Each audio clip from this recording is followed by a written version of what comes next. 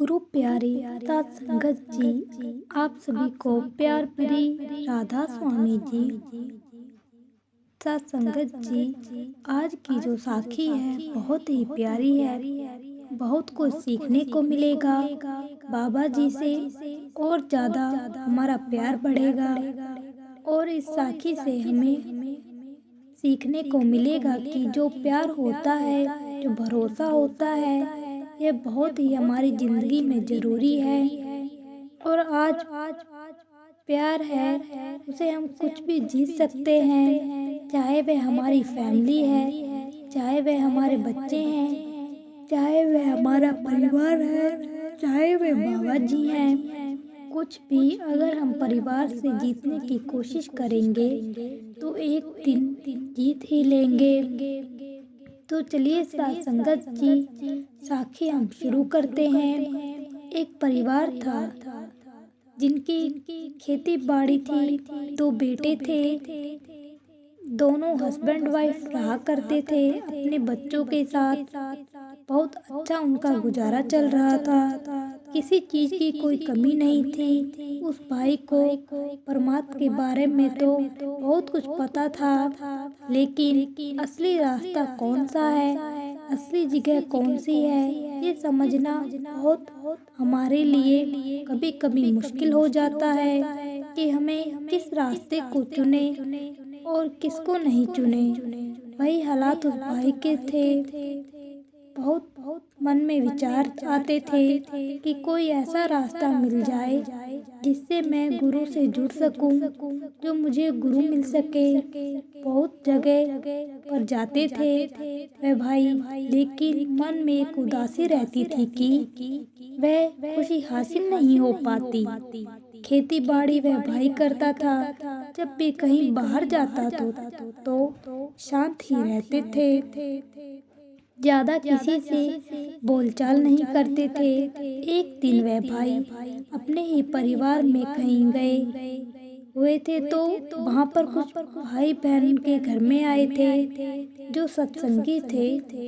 तो वह गुरु की बातें करने लगे, परमात्मा की बातें चलने लगी, बाबा जी की बातें चलने लगी। तो बस यही सुनने को मिला उस भाई को, जो कुछ भी है हमारे अंदर है, बाहर कुछ भी नहीं है। जो कुछ मिलेगा हमें अंदर से मिलेगा, शब्द ही गुरु है। तो वह भाई उन सत्संगी भाइयों से कहने लगा कि वह शब्द गुरु हमें कैसे मिलेगा, उसके लिए भी तो हमें किसी संत महात्मा को ढूंढना पड़ेगा, तभी तो हमें शब्द गुरु से हम जुड़ सकते हैं। तो वह सत्संगी भाई कहने लगा कि भाई, हम जिस गुरु को मानते हैं, जहाँ हम जाते हैं, हमें तो बाबा जी ने सब कुछ दिया है। और बहुत से ऐसे परिवार हैं जिसमें जीव भी हैं, जिन्हें अंदर से दर्शन भी हुए हैं, बस सारा कुछ करने पर है, जितना हमें करेंगे। तो वह भाई कहने लगा, मैं तो करूँगा, बस मुझे एक बार वह रास्ता बता दो। अब भाई सत्संगी भाइयों से उस भाई ने सारा एड्रेस पूछा, जो रास्ता बताया था। वह भाई वहाँ तक पहुँच गया। जब वहाँ तक पहुँचा तो बहुत अच्छा लगा उसे, सत्संग सुना, सारा कुछ देखा, बहुत मन में खुशी आई। मन में एक विचार बना लिया कि अब तो शब्द गुरु से जुड़ना ही है, यही मेरा मकसद है। ऐसे ही उस भाई ने 2-4 सत्संग सुने। अब जो पास में सेंटर था बाबा जी के, वहाँ पर भी उस भाई ने जाना शुरू कर दिया। मन में बहुत खुशी आनी शुरू हो गई। अपनी वाइफ से भी कहा कि तुम भी वहाँ चला करो। जिस चीज़ को आज तक मैं ढूंढता रहा, जिस चीज़ को मेरी आंखें तरसती रही, वह चीज़ मुझे मिल गई है। पर अभी मिली है, पर आया नहीं है। धीरे धीरे उस भाई ने बाबा जी की इतनी दया मेहर हुई कि उस भाई को नाम की बख्शिश हो गई। जब नाम की बख्शिश हुई तो उस भाई को कुछ भी अच्छा नहीं लगता था। बस यही मन में विचार आता था, बस कब कामकाज हो जाए और मैं भजन सिमरन पर बैठ जाऊं। ऐसा ही होता था। अपनी खेती बाड़ी का काम देखकर वह भाई भजन सिमरन पर बैठ जाता था। बच्चों को बहुत अच्छे स्कूल में पढ़ाया था। बच्चे बड़े हो गए। वह भाई अपना भजन सिमरन ही करता रहा, काम काज भी करता रहा, बच्चों को अच्छी परवरिश भी दे दी। जो बड़ा बेटा था वह अपने पिता से कहने लगा कि पिताजी, यहाँ तो आप खेती बाड़ी को देख ही लेते हो, मैं भी देखा करूँगा। क्यों ना, मुझे बहुत अच्छी जॉब मिल रही है तो मैं शहर जाकर वहीं देख लेता हूँ। लेकिन दूर है शहर तो इसलिए रोज अप डाउन नहीं हो पाएगा, मैं वहीं रहा करूँगा। तो पिताजी कहने लगा, जैसा बेटा तुम्हें अच्छा लगता है, काम काज तो करना ही है। बड़ा लड़का बहुत ही अच्छा था और बाबा जी से उसको भी बहुत प्रेम था। अब बड़ा बेटा शहर चला गया, उसे वहाँ पर बहुत अच्छी जॉब मिल गई। वह बेटा वहीं रहने लगा, वहीं जॉब करने लगा। धीरे धीरे और भी कई काम उस लड़के ने शुरू कर दिए। अब वह भी अपने पिताजी को घर पर पैसा देने लगा। काम और चढ़ाई चढ़ने लगे और बरकत पड़ गई। घर में किसी चीज की कोई कमी नहीं रही। लेकिन जो छोटा बेटा था, घर पर ही काफी पैसा था, भाई भी पैसा भेजता था। जो छोटा लड़का था उसने पढ़ाई लिखाई कर उसके जब भी पिताजी कहते, बेटा तुम कोई काम शुरू कर ले, कोई जॉब कर ले, लेकिन मैं बाहर जाता था, घूम फिर कर घर आ जाता था। अच्छी संगति नहीं थी। उस भाई लड़के ने अच्छे लोगों से मिलना नहीं रहा। बहुत बुरे बुरे लोग उसकी जिंदगी में आ गए जो नशे करते थे, बुरी आदतें सिखाते थे। अब सत्संगी भाई का घर था, पंचायत भी आनी शुरू हो गई। अब उस भाई को बड़ा दुख तकलीफ हुई मन में कि एक बेटा मेरा इतना संस्कारी, उसको भी मैंने वहीं दे दिया था, पर यह पता नहीं किन चक्रों में पड़ गया। जब घर में पंचायत हुई तो सत्संगी भाई बहुत ही प्यार से एक ही बात कही कि भाई मैंने तो इसे अच्छे संस्कार दिए, अगर इसकी कोई गलती है हम इसे समझाएंगे, आगे से ये गलती नहीं करेगा।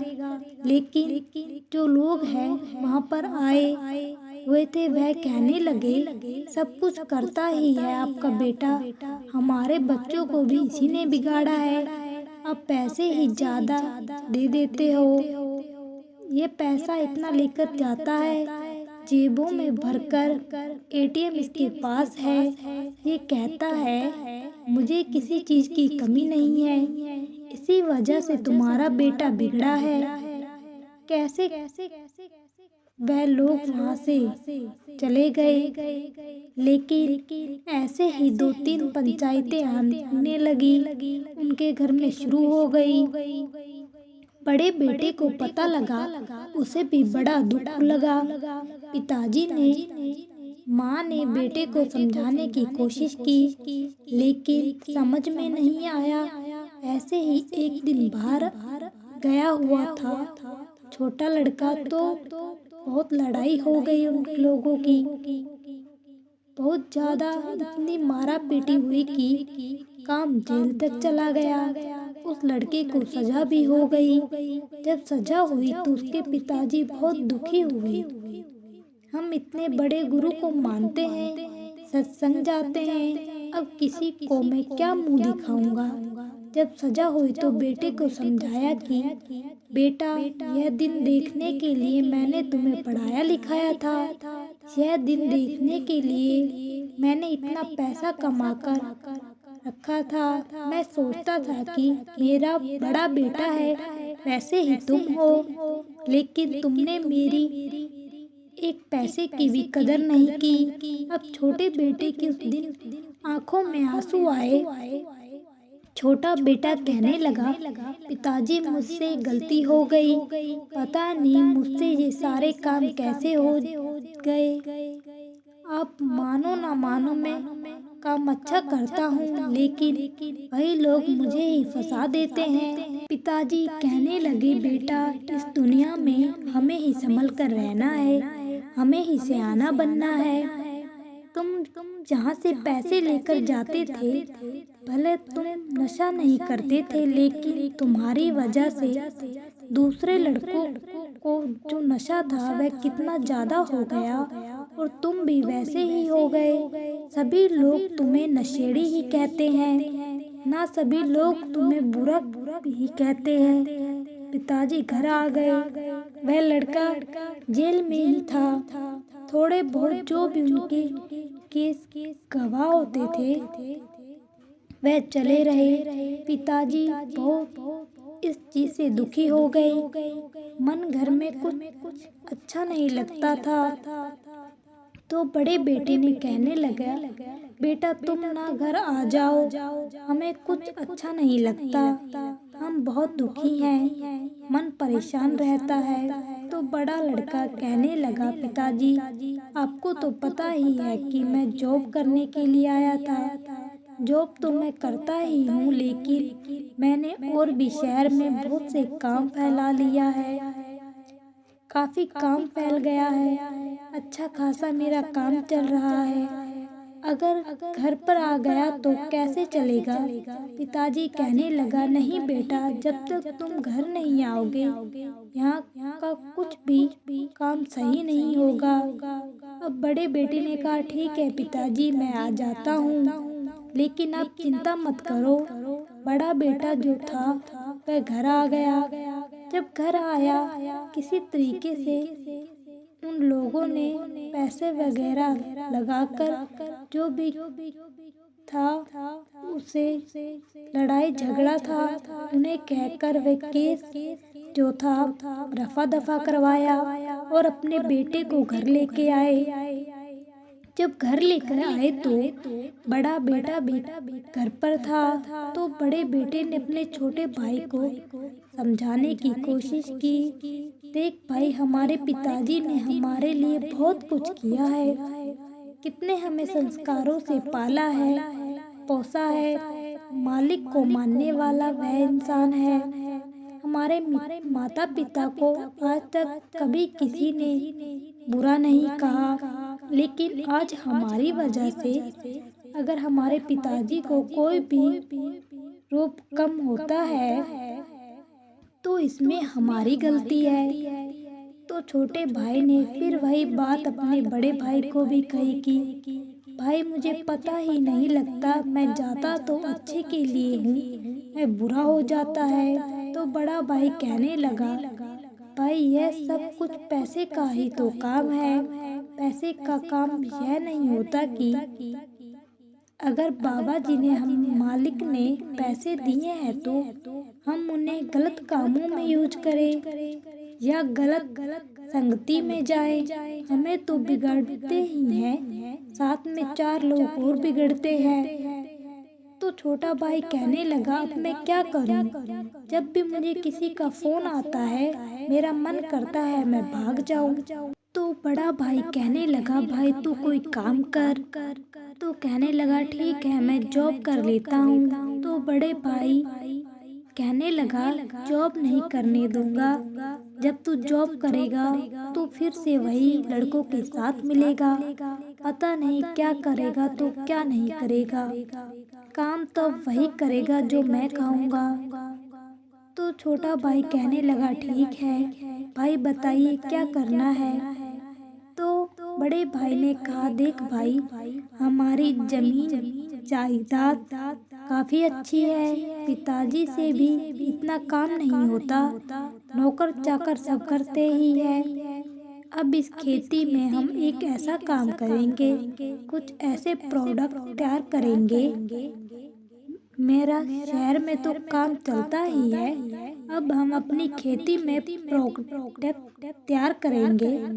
तुम मुझे दिया करो, मैं शहर में जाकर उन्हें सेल किया करूँगा, जिससे तुम्हारा सारा दिन मन ही भी लगेगा, खुश भी रहोगे। तो वह भाई कहने लगा, ठीक है, बड़ा भाई मेहनत का काम है, यह तो कैसे होगा, सारा दिन मैं तो पागल ही हो जाऊंगा। बड़ा भाई कहने लगा, भाई इतने साल जो तूने पैसे इकट्ठे कर कर जो नशों में उड़ाए हैं, इतनी इतनी पेस्टी, वो पैसा कैसे ही आता है। आज तू कमाएगा ना, तब तुझे एहसास होगा, कदर भी होगी उस चीज की, करना तो तुझे पड़ेगा। अगर तू मुझसे प्रेम करता है, प्यार से मान जाएगा तो ठीक है, नहीं तो फिर कोई बात नहीं। पिताजी और माँ पास में बैठे सारी बातें सुन रहे थे। पिताजी तो बस अपने गुरु को ही याद करता था हमेशा, तू ही है, तू ही है, जो भी बाबा जी तुम करोगे अच्छा ही करोगे, वैसा ही हूँ। छोटे भाई ने बड़े भाई ने मिलकर अपनी फसल को भी बोना तैयार कर दिया, और जो प्रोडक्ट थे वह भी कुछ खेती में उन्होंने शुरू कर दिए। जब उनके प्रोडक्ट तैयार हो गए खेतों में, तो उन्होंने शहर में सेल करना शुरू कर दिए। धीरे धीरे जो उनका काम काज था, बाबा जी की इतनी दया हुई, बहुत अच्छा हो गया। उसके बाद उन्होंने कुछ ऐसे प्रोडक्ट तैयार किए, आजकल हमारे जो भी किसान भाई हैं, बहुत ऐसे खेती कर रहे हैं जिनके शहरों में बहुत जरूरत है। कुछ तो ऐसे प्रोडक्ट तैयार हो रहे हैं जिन्होंने, जो किसान भाई हैं, वे खाद तक नहीं डालते, ऑर्गेनिक खेती जिन्हें कहते हैं, वह तैयार कर कर सेल करते हैं। अच्छी बात है, इससे जीवों का भी फायदा होगा, लोगों का भी फायदा होगा। हमारी अच्छी जो अंदर हमारे जो अच्छी चीजें जा रही हैं, कहीं वे अच्छी तो हो जाएंगी। अब उनका बहुत नाम हो गया। बाबा जी की इतनी दया मेहर हुई कि छोटा बड़ा भी एक अच्छा इंसान बन गया। दोनों भाइयों की शादी हो गई। बाबा जी ने सत्संगी परिवारों में उनकी शादी करा दी। जो बहुएं आई दोनों, वह भी बाबा जी की दया से बहुत ही प्यारी और सुशील और अच्छी थी। बहुत अच्छा समय चलने लगा। बाबा जी की बहुत दया मेहर हो गई। उनके पिताजी ने यही शुक्राना किया कि बाबा जी, आज अगर शायद आप नहीं होते, आपका आशीर्वाद नहीं होता, तो शायद मेरा बच्चा पता नहीं कहाँ से क्या करता। ऐसे ही समय बीत गया। एक दिन ऐसा समय आया कि उनके पिताजी को बाबा जी ने 4 दिन पहले ही बता दिया था कि फलाने समय आपका समय आ जाएगा। और वही हुआ। उस भाई ने अपने बच्चों से कहा कि बेटा, अब मेरा जो समय है आने वाला है, लेकिन मैंने जो तुम्हें संस्कार दिए हैं वह तुमने खूब निभाए हैं। अपने छोटे बेटे से भी कहा कि बेटा, जो गलतियां तुमने करी थी वह हम सब कुछ भूल चुके हैं, लेकिन आगे तुम्हारे भी बच्चे होंगे। मैं उन्हें बच्चों को देख तो नहीं पाऊंगा, लेकिन उनको भी एक अच्छा इंसान बनाना, बाबा जी के साथ जोड़ना, बाबा जी के साथ मिलना, बाबा जी के साथ प्यार करना, लेकिन डेरे जाना नहीं छोड़ना, सत्संग जाना नहीं छोड़ना।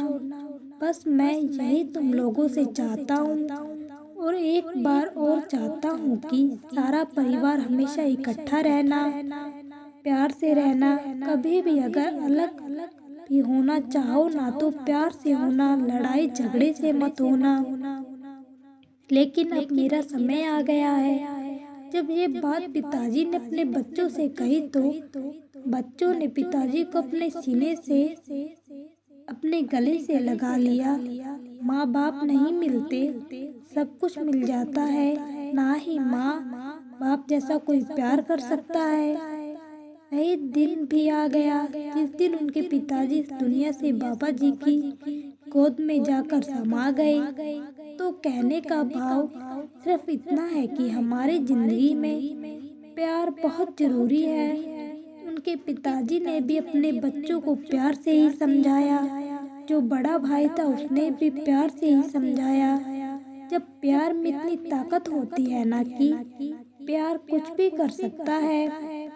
लेकिन अगर यही बात वह गुस्से से समझाते, उसे और बात सुनाते, मारपीट करते, कुछ भी उसके साथ कर सकते थे, तो शायद वह लड़का उनके हाथ नहीं आता।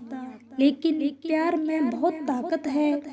तो इस चीज से हमें बहुत कुछ सीखने को मिलता है कि हमारी जिंदगी में भी प्यार एक अहमियत रखता है। हमें भी अपने बच्चों को कोई भी बात समझानी है प्यार से समझाएं।